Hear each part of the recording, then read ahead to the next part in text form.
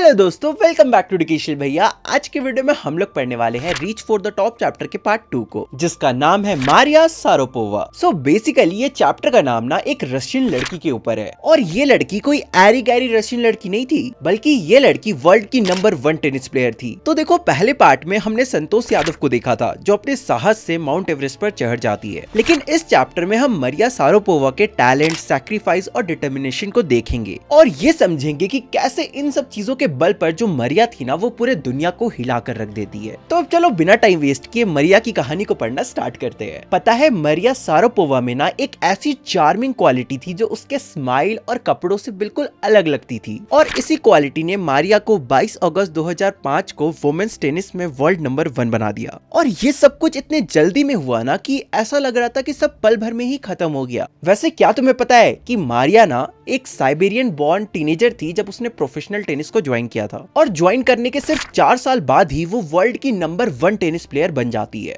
और तो और वो पिनेकल तक पहुंच जाती है। पिनेकल तक पहुंचने का मतलब कि वो अपने कैरियर के सबसे टॉप पर पहुंच जाती है। लेकिन भले ही ये सब सुनने में तुम्हें बहुत ही ज्यादा आसान लग रहा होगा, तुम ये सोच रहे होगे कि यार सिर्फ 4 साल में ही वो वर्ल्ड की बेस्ट टेनिस प्लेयर बन गई, यानी कि उसने ज्यादा मेहनत नहीं किया होगा। पर ऐसा नहीं है, उसे यहाँ तक पहुंचने में 9 साल लगे। हाँ, उसने बस 4 साल पहले ही प्रोफेशनल टेनिस को ज्वाइन किया था, लेकिन उससे पहले भी वो हमेशा प्रैक्टिस करते रहती थी और बहुत सारे टूर्नामेंट्स में पार्टिसिपेट भी करती थी। और पता है, मारिया के बारे में एक चीज बहुत कम लोग जानते हैं कि वर्ल्ड नंबर 1 टेनिस प्लेयर बनने से 9 साल पहले उसने बहुत बड़ा सैक्रिफाइस किया था। और पता है वो सैक्रिफाइस क्या था? 9 साल पहले जब मारिया 10 साल की भी नहीं थी, तब उसे अमेरिका भेज दिया गया था टेनिस सीखने के लिए। हाँ, वो अमेरिका में फ्लोरिडा अपने फादर यूरी के साथ गई थी, पर इसके लिए उसे अपने मम्मी येलेना से 2 साल तक सेपरेट रहना पड़ा, क्योंकि वीजा रिस्ट्रिक्शन की वजह से उसकी मम्मी उसके साथ नहीं आ पा रही थी। और इस वक्त तक इस 9 साल की लड़की ने अपने लाइफ का एक सबसे बड़ा लेसन सीख लिया था, और वो लेसन ये था कि टेनिस में एक्सीलेंस पाना है तो कुछ सैक्रिफाइस तो करना ही पड़ेगा। और मारिया के लिए ये सैक्रिफाइस उसकी मदर से दूर रहना था। हाय, मैं हूँ मारिया सारापोवा। जहाँ तक मुझे याद है, मैं बहुत लोनली रहती थी, मम्मी को बहुत मिस करती थी, और मेरे पापा दिन रात बहुत काम कर रहे थे ताकि मेरे टेनिस की ट्रेनिंग चलती रहे, और इसी वजह से मुझसे वो मिल भी नहीं पाते थे। पता है, मारिया ना अपने टेनिस टीम में सबसे ज्यादा छोटी थी, और इसलिए उसे काफी ज्यादा जल्दी नींद भी आ जाता था। वो 8 बजे तक सो जाती थी, लेकिन फिर उसके टेनिस टीम के दूसरे प्लेयर्स रात को 11 बजे आते थे और उसे उठाकर रूम साफ करवाया करते थे। इससे डिप्रेस होने के बजाय मैं और ज्यादा डिटरमाइंड और मेंटली टफ बन गई थी, और मैं अपना खुद का ख्याल रखना भी सीख गई थी। और मुझे तब कभी भी क्विट करने के बारे में ख्याल भी नहीं आया, क्योंकि मुझे पता था कि मैं क्या चाहती हूँ। और पता है, जब तुम्हारे पास कुछ नहीं होता है, तब कुछ पाने की इच्छा ही तुम्हारे अंदर की भूख को जगा देती है, और तुम और भी ज्यादा डिटरमाइंड हो जाते हो उसे पाने के लिए। इसलिए मैं सारे ह्यूमिलिएशन और बेइज्जती को सह लेती थी जो मेरे और मेरे सपने के बीच में आ रहे थे। और यही वो वजह थी कि 2004 में उसने विंबलडन वुमेन्स सिंगल क्राउन जीता था, और इस इंसिडेंट के ठीक 1 साल बाद वो वर्ल्ड्स नंबर 1 टेनिस प्लेयर बनती है। और पता है, मारिया के इस जर्नी वाले कहानी से ना काफी लोग प्रेरित होते हैं कि कैसे एक लड़की साइबेरिया के फ्रोजन प्लेन से वुमेन्स टेनिस के समिट तक पहुंचती है और वर्ल्ड्स नंबर 1 टेनिस प्लेयर का खिताब जीतती है। और उसकी यही स्ट्रगल वाली कहानी उसके फैंस के दिल को छू लेती है। और पता है, मारिया ना खुलेआम हर इंटरव्यू में बोला करती थी कि अगर तुम्हें कुछ भी पाना है ना, तो उसके लिए सैक्रिफाइस तो करना ही पड़ेगा। और देखो, अगर मैं सच कहूँ ना, तो तुम जेनजीज और जेन अल्फा वाले जो बच्चे हैं ना, तुम लोगों ने सैक्रिफाइस का मतलब ही बिगाड़ रखा है। एक दिन 1 घंटा कम गेम खेलना कोई सैक्रिफाइस नहीं होता है, या फिर एक दिन 2-4 घंटे एक्स्ट्रा पढ़ लेना भी कोई सैक्रिफाइस नहीं होता है। सैक्रिफाइस का मतलब होता है कि तुम जिस चीज से बहुत ज्यादा प्यार करते हो, जो चीज तुम्हें बहुत ज्यादा पसंद है, उसे त्याग देना अपने गोल के लिए, यानी कि अपने ड्रीम्स को पूरा करने के लिए अपने फेवरेट चीज को त्याग देना। फॉर एग्जाम्पल, मान लेते हैं कि तुम्हें सीओडी खेलना बहुत ज्यादा पसंद है और तुम हर रोज 2-3 घंटा खेलते हो, तो अगर तुम अपना अकाउंट को डिलीट कर देते हो और जिस टाइम पे तुम खेला करते थे उस टाइम पे तुम पढ़ने लगते हो,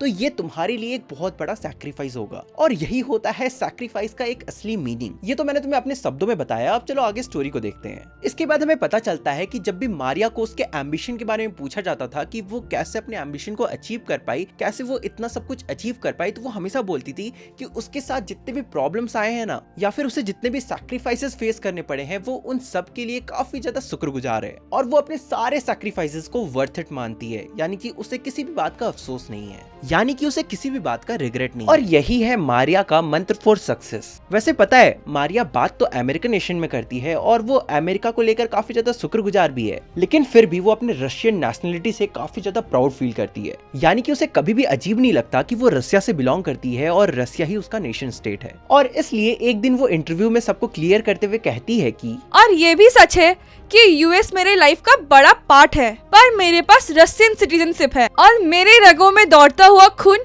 पूरी तरह रशियन है। और अगर मुझे मौका मिला तो मैं ओलंपिक्स भी रसिया के लिए खेलूंगी। और मैं बहुत बहुत कॉम्पिटिटिव हूँ। जो भी मैं करती हूँ उसे मैं बहुत मेहनत और शिद्दत के साथ करती हूँ और ये मेरा काम है, मेरा फर्ज है। और देखो, ऐसा भी नहीं है कि जो मारिया का लाइफ है ना वो बहुत ज्यादा सिंपल है, यानी कि उसे बस टेनिस का शौक है, क्योंकि बाकी टीनेजर्स की तरह ही मारिया को ना फैशन, डांसिंग, सिंगिंग ये सारी चीजों का भी शौक है। और तो और ये सब उसकी हॉबी भी है। वैसे वो ऑथर कॉनन डॉयल के नोवेल्स को पढ़ना भी पसंद करती है। और बस यही नहीं, उसे सोफिस्टिकेटेड इवनिंग में गाउन पहनकर pancakes with chocolate spread and Fiji orange drinks भी पीना बहुत ज्यादा पसंद है। सोफिस्टिकेटेड इवनिंग मतलब कि अमीरों वाले जगह पर जाकर। और पता है, तुम मारिया को ना कोई टिपिकल लड़कियों से कंपेयर नहीं कर सकते हो। यानी कि तुम ये नहीं बोल सकते हो कि ओ मारिया वो तो ऐसी लड़की है। नहीं, तुम नहीं बोल सकते हो, क्योंकि मारिया का टैलेंट, डिजायर टू सक्सीड और सैक्रिफाइस करने के लिए हमेशा रेडी रहना उसे सबसे अलग बनाता है। और तुम मारिया को कितना भी समझने की कोशिश कर लो ना, तुम उसे कंप्लीटली नहीं समझ पाओगे, क्योंकि वो बाकी सबसे बहुत ज्यादा अलग है। और यही वो रीजन है कि उससे जलने वाले लोग भी बहुत ज्यादा कम है। आमतौर पर क्या होता है ना, जब लोग सक्सीड करते हैं, आगे बढ़ते हैं, तो बहुत सारे लोग होते हैं जो उन्हें हेट करते हैं और तो और उनसे जेलस फील करते हैं। लेकिन मारिया से कोई भी जेलस फील नहीं करता था और ना ही ज्यादा लोग हेट करते थे। इसके बाद हमें पता चलता है कि जब मारिया से पैसों से रिलेटेड चीजें पूछी गई तब उसने कहा कि of course money is motive. क्यों कर रहा है ऐसा? पागल है, तेरा ही लेट हो गया ना पगला कहीं का।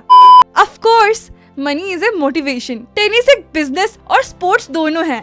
मेरे लिए सबसे इम्पोर्टेंट है वर्ल्ड का नंबर 1 टेनिस प्लेयर बनना। और ये वो ड्रीम था जिसने मुझे आगे बढ़ने में मदद किया है। और रही बात पैसों की, वो तो मेरे इस ड्रीम के बाद आते हैं। और इस तरह से मारिया सारापोवा की जो लाइफ स्टोरी है ना वो खत्म होती है। वैसे पता है उनकी स्टोरी हमें क्या सिखाती है? ये सिखाती है कि हमें अपने सपनों को पूरा करने के लिए कुछ भी करना पड़े ना, हमें करना चाहिए। I mean, लीगली किसी के घर में डाका मत डाल देना पैसों के लिए, लेकिन लीगली जो भी चीज तुम कर सकते हो ना उसे तुम्हें ट्राई करना चाहिए। और हमें ये भी सीखने को मिलता है कि सैक्रिफाइस ही ना सफलता की सीढ़ी होती है। यानी कि अगर तुम ये सोचोगे ना कि तुम सारे ऐसो आराम के साथ अच्छे सक्सेसफुल इंसान बन जाओगे, तो ऐसा नहीं है। या तो तुम्हें सक्सेस को चुनना होगा या तो ऐसो आराम को चुनना होगा। तुम्हारा हर एक छोटा छोटा सैक्रिफाइस ही आगे जाकर तुम्हारी मदद करेगा। और इस तरह से तुम्हारा ये चैप्टर खत्म होता है। अगर तुम्हें वीडियो पसंद आए तो वीडियो को लाइक करो, चैनल को सब्सक्राइब करो और हाँ, कमेंट करना मत भूलना। कमेंट करके बताओ कि तुम्हें ये चैप्टर का एक्सप्लेनेशन कैसा लगा। और यार प्लीज मुझे इंस्टाग्राम में फॉलो कर दो, इंस्टाग्राम का लिंक डिस्क्रिप्शन में गिवन है। आज भी वही एम है जो 6 महीना पहले था। प्लीज यार 50K फॉलोअर्स करा दो, मुझे काफी ज्यादा अच्छा लगेगा। बाकी तुम लोग से मिलते हैं अगले वीडियो में, तब तक के लिए बाय बाय।